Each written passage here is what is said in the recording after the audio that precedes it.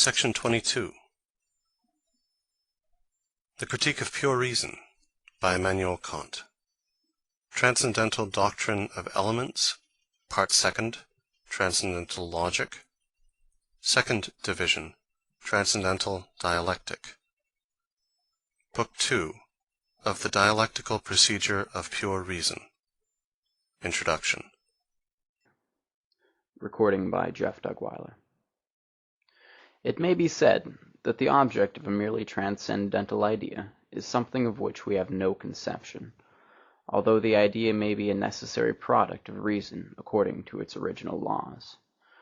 For, in fact, a conception of an object that is adequate to the idea given by reason is impossible. For such an object must be capable of being presented and intuited in a possible experience.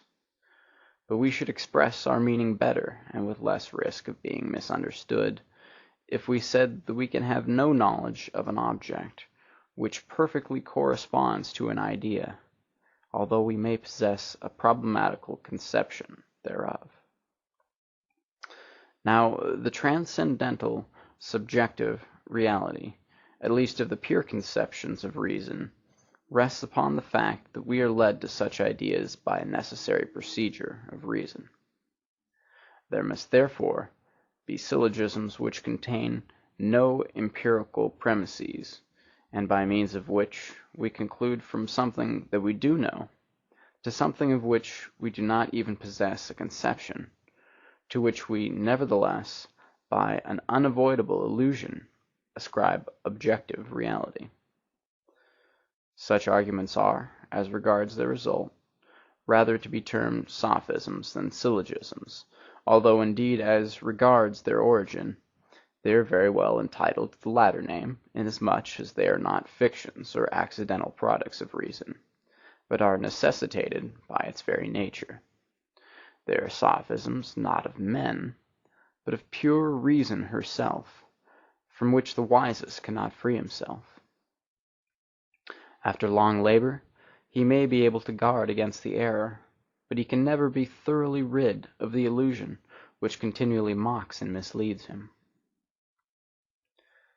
Of these dialectical arguments there are three kinds, corresponding to the number of the ideas which their conclusions present. In the argument or syllogism of the first class, I conclude from the transcendental conception of the subject contains no manifold, the absolute unity of the subject itself, of which I cannot in this matter attain to a conception. This dialectical argument I shall call the transcendental paralogism.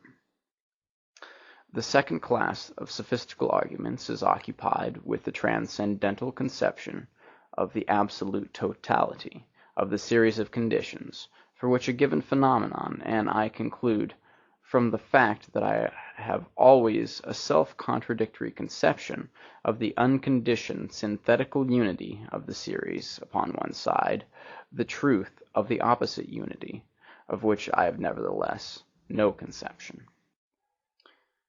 The condition of reason in these dialectical arguments I shall term the antinomy of pure reason.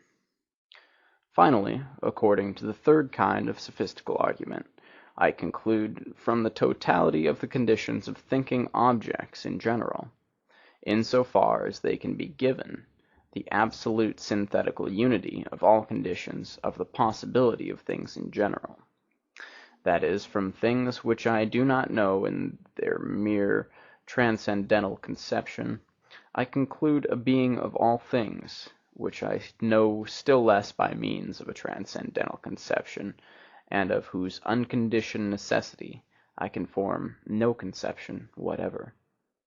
This dialectical argument I shall call the ideal of pure reason.